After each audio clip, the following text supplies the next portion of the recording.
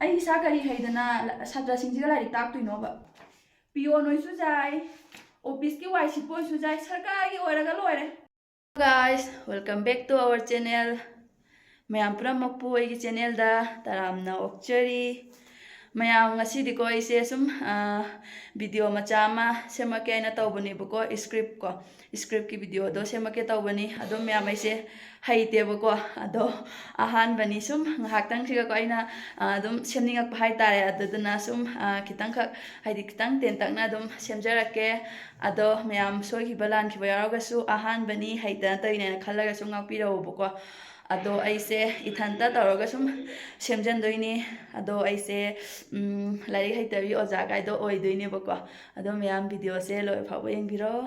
mayam sigala ise akhoi oja anjalini yamna liraba nupa phangdraba masaksu yamna thijaba ko aduna sarkar gi thabak tawragadi nupa phangani haibagi thajaba amaga loina namakse school asida oja oiba lakjabani heiba heitaba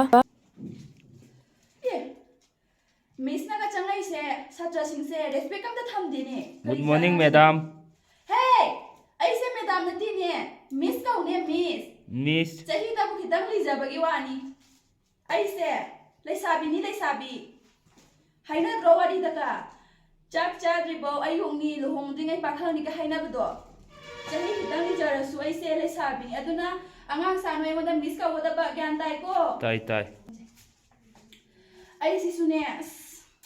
ko ka sak pa jani da akhoi pabung sina ise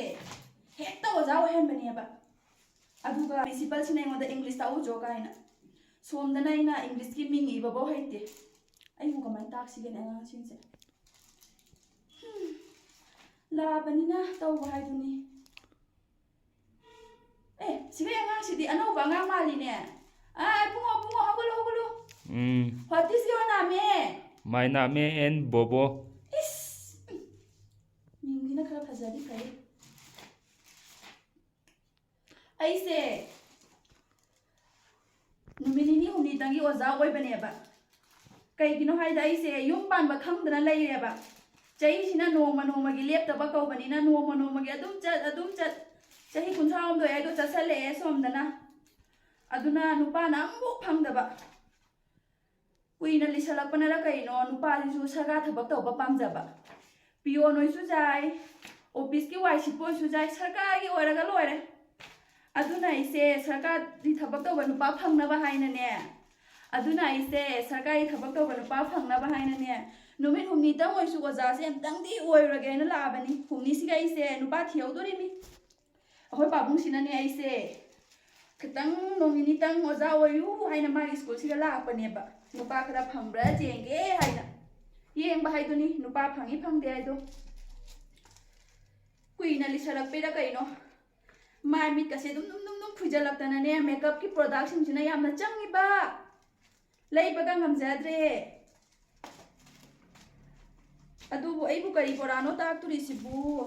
is sidi twinkle little star ga jawra mine ngai khoni moi sibu khangja laise class 5 fail ne aise adu nara khangde nursery gi lai reng pisa laise aduga class 8 ki angang sing siga tau kaina aise high school gi oja oi jare bani phana patra su adu lai ta yaw ko baina ta gi angang sa lai ko lo mang do khoi first page ki 11 page to adu hang do bo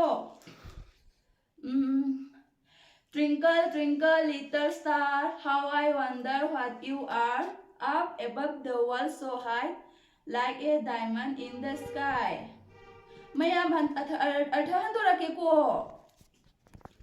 Twinkle, twinkle, little star haidine. Aikoina makhada laini sedi laibang hidana ko sargada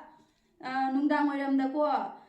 thawan mijak singse mayam thoi haibani ko aduga like a diamond in the sky hai sinane aikoina sargada thoiba thawan mijak singse yamna pami haibane bako adoidi up above the world so high hai sinako thawan mijak singi mangal sinako akhoida khariba wall se school gi wall se asiga phubada wall se gi machu do kari machu no khangi haibani angang sa gyan ta ni ko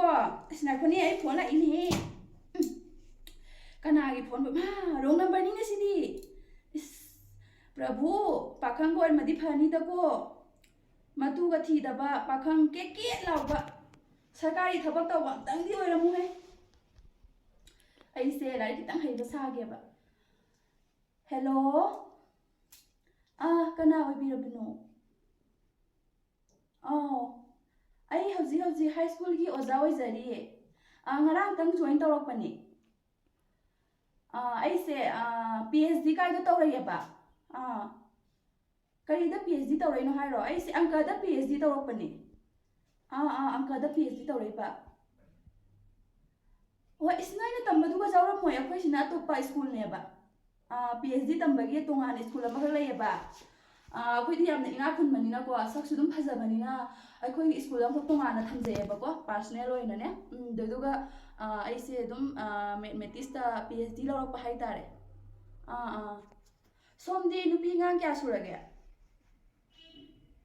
Haidi nupi kya surage da tragana angang na kya surage hai ba?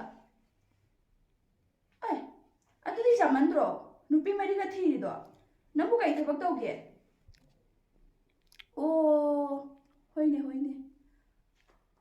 Ai di Leisabi ni. Ai chahi kun ma thoi dang sujari. Ai di hauji class 10 ki lairik ta iba class hauji class tani angang ji yam lang e bako ai ko na taujarage. Hoi thamo. Ai gi laibak se anto na phatkidre da. Ai na somda wrong number ama tawra I ai na harau jauraga sidi matu ahum mari suba oiramene. Kana roi duri oja se tokhok tana mu nurse oina to arani he nupa phangna bagi chahi naga chahi ni sarak panina ne ikai kiga jawapre nupa phangnaga loire aina angang sa ngasi gi oina di loisalage mayam puna bye bye kauri ne sidi YouTube channel nati ai sisune YouTube pai man ki dana mafam puna makse blog na boina sum urure angang singjiga bu bye guys kaina anthona bui kai ja gare lairik ka takpa lai ni angang sa noigi dadawai ga leibro ahen ba slairadi nang mista amtang khangna haludana nakone sai sibu ina khunba man bam tam angang singa yawram tan jenge ne sigai sidi ina khunba di man abungo noi nayang baga leibro lairadi amtang phone number pirawdana hayeng school lapada noi na nabung duga gi phone amtang puraga laudana ai sina ne lairik takpa laaga lairik ti taktana hoida ai sa kari haidana sadra singjiga lairik taktuino ba ai bo kaim haidraga angang singjiga kari no aina haidise angang singjina ga khara paning ba mi singdo ordi phaye angang sa nang ge khata aduga nang na jening ba mam je layu nang mi se thabak hitang chilli jumda sune thabak chin mandana phone se pai ba phangda ba aduna amtang phone se paraga ne amtang Facebook ka se amtang othige YouTube ka se amtang othige sin pa amtang phone tawra jenge da last oina laibak chang jenge hello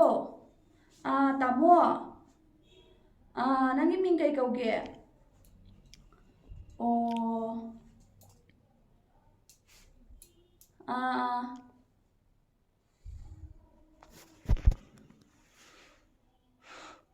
tamo ki chahi kya subirage chahi kun taruk sure airo ai di chahi kunum doi tang changi hoine ado sombu kai thabak tawbige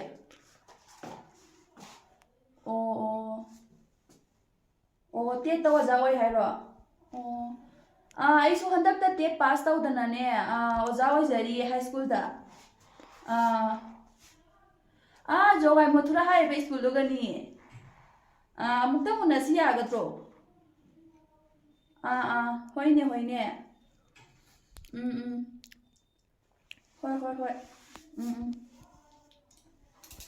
mayam nupa phange hajikta wari sanai ba nupa se te ta oja oi ME school da ado ai ꯁꯤ ꯆꯥꯟꯁꯁꯤꯗꯤ ꯃꯥꯡꯍꯜꯍꯧꯕ ꯌꯥꯗ꯭ꯔꯦ ꯖꯍꯥ ꯇꯧꯗꯅ ꯑꯩ ꯌꯨꯝ ꯄꯥꯟꯗꯕ ꯌꯥꯗꯦ ꯑꯩ YouTube ꯄꯥꯏꯗꯅꯗꯤ ꯀꯥꯟꯅꯔꯣꯏ ꯑꯩ ꯌꯨꯝ ꯄꯥꯟꯍꯧꯗꯕ ꯌꯥꯗꯦ ꯁꯤ ꯅꯨꯄꯥꯁꯤꯁꯨ ꯆꯍꯤ 25ꯇꯪ ꯁꯨꯏꯌꯦ ꯑꯗꯣ ꯑꯩꯁꯤ ꯆꯍꯤꯁꯦ 39 ꯆꯪꯖꯕꯅꯦꯕ ꯑꯗꯣ ꯁꯥꯔꯇꯤꯐꯤꯀꯦꯠꯀꯁꯦ ꯑꯝꯇꯪ ꯆꯍꯤ 19ꯗ ꯑꯝꯇꯪ ꯁꯦꯝꯗꯣꯛꯈꯤꯒꯦ ꯃꯌꯥꯝ ꯑꯗꯨꯒꯅꯦ ꯑꯃꯨꯛ ꯂꯥꯛꯆꯒꯦ ꯉꯁꯤꯒꯤ ꯑꯣꯏꯅꯗꯤ ꯑꯉꯥꯡꯁꯤꯡ ꯇꯥꯛꯄꯁꯨ ꯂꯣꯏꯁꯟꯖꯔꯒꯦꯕ ꯑꯗꯣ ꯑꯩ ꯁꯤ ꯅꯨꯄꯥꯁꯤꯒ ꯂꯩꯍꯧꯗꯕ ꯌꯥꯗꯦ ꯑꯩ ꯁꯔꯀꯥꯔ ꯊꯕꯛ ꯇꯧꯔꯤꯌꯦ ꯁꯔꯀꯥꯔ ꯊꯕꯛꯅꯤ ꯑꯩ ꯃꯥꯡꯍꯟꯕ ꯌꯥꯗꯦ ꯑꯩ ꯆꯠꯂꯦ